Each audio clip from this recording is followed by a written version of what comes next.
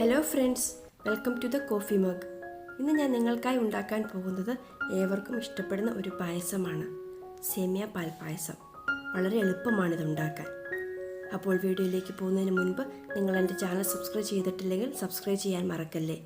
അടുത്തുള്ള ബെല്ലൈക്കൺ അമർത്തി ഓൾ എന്ന ഓപ്ഷൻ ക്ലിക്ക് ചെയ്യുകയാണെങ്കിൽ ഇനി മുതൽ ഞാനിടുന്ന വീഡിയോസിൻ്റെ നോട്ടിഫിക്കേഷൻസൊക്കെ നിങ്ങൾക്ക് ലഭിക്കുകയും ചെയ്യും. പായസം ഉണ്ടാക്കുന്നതിനായി ആദ്യം നമുക്ക് സേമിയ വറുത്തെടുക്കാം. അതിനായി ഞാനിവിടെ ഒരു ഉരുളി ചൂടാക്കാൻ വെച്ചിട്ടുണ്ട്. അതിലേക്ക് 1.5 ടേബിൾ സ്പൂൺ നെയ്യ് ഒഴിച്ചു കൊടുക്കുകയാണ്. നെയ്യ് നല്ലതുപോലെ ചൂടായതിനു ശേഷം തീ ലോ ടു മീഡിയം ഫ്ലെയിമിലേക്ക് മാറ്റിയിട്ട് സേമിയ ചേർത്ത് കൊടുക്കാം. ഞാനിവിടെ ഉപയോഗിക്കുന്നത് ഡബിൾ ഹോഴ്സിൻ്റെ സേമിയാണ്. ഇത് 150 ഗ്രാം ഉണ്ട്. നിങ്ങളുടെ കയ്യിലുള്ള സേമിയ നീളമുള്ളതാണെങ്കിൽ ഇതുപോലെ 1 ഇഞ്ച് നീളത്തിൽ മുറിച്ചെടുത്താൽ മതി.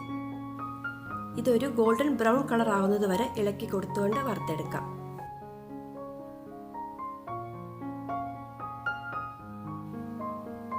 ഇപ്പോൾ കളറൊക്കെ ആയിട്ടുണ്ട്. ഇനി നമുക്കിതിലേക്ക് അളവ് കപ്പിന് 1.5 കപ്പ് വെള്ളം ഒഴിച്ചു കൊടുക്കണം. ഇനി ഇതൊന്ന് തിളക്കട്ടെ. ഈ സമയം തീ മീഡിയം ടു ഹൈ ഫ്ലെയിമിലേക്ക് മാറ്റാട്ടോ.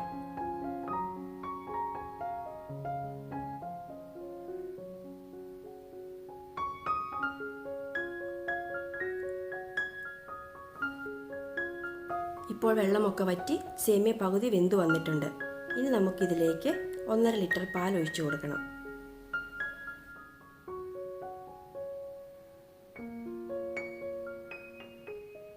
നന്നായി ഒന്ന് ഇളക്കി ചേർക്കാം. ഒരു 8 മിനിറ്റ് മീഡിയം ടു ഹൈ ഫ്ലെയിമിൽ തിളച്ചു കഴിയുമ്പോൾ സേമിയ പാകത്തിന് വേവാകും. ഇളക്കി കൊടുത്തുകൊണ്ടിരിക്കാം.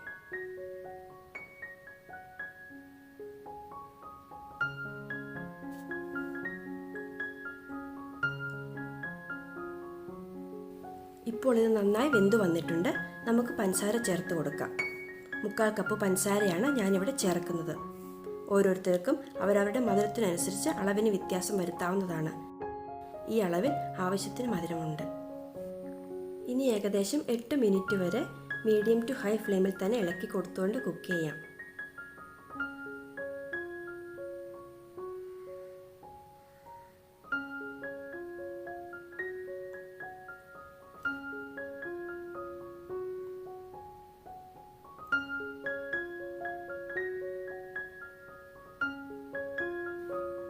ഇപ്പോൾ ഏകദേശം പാലൊക്കെ കുറുകി വന്നിട്ടുണ്ട്.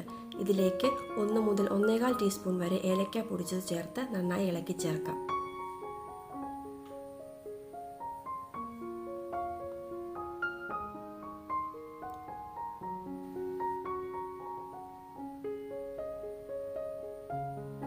ഇപ്പോൾ നമ്മുടെ പായസം റെഡി ആയിട്ടുണ്ട്.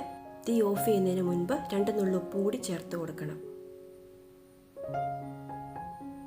നന്നായിട്ടൊന്ന് ഇളക്കി ചേർക്കാട്ടോ.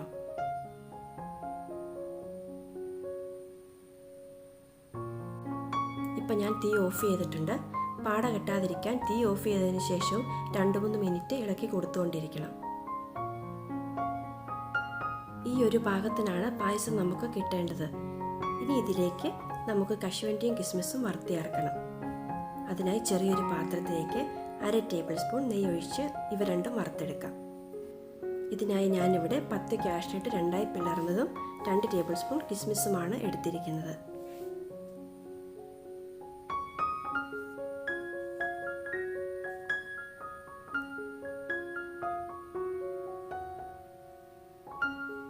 ഇത് പായസത്തിലേക്ക് നെയ്യ് ഉൾപ്പെടെ ചേർത്ത് കൊടുക്കാം.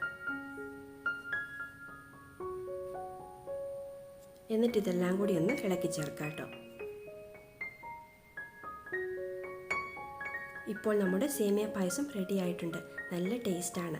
എല്ലാവരും ഒന്ന് ഉണ്ടാക്കി നോക്കണേ. എന്നിട്ട് കമൻറ്റ് ബോക്സിൽ നിങ്ങളുടെ അഭിപ്രായം അറിയിക്കുക. ഈ റെസിപ്പി നിങ്ങൾക്ക് ഇഷ്ടപ്പെട്ടെങ്കിൽ ലൈക്കും ഷെയറും ചെയ്യാൻ മറക്കല്ലേ. അപ്പോൾ നമുക്ക് മറ്റൊരു നല്ല റെസിപ്പിയുമായി വീണ്ടും കാണാം.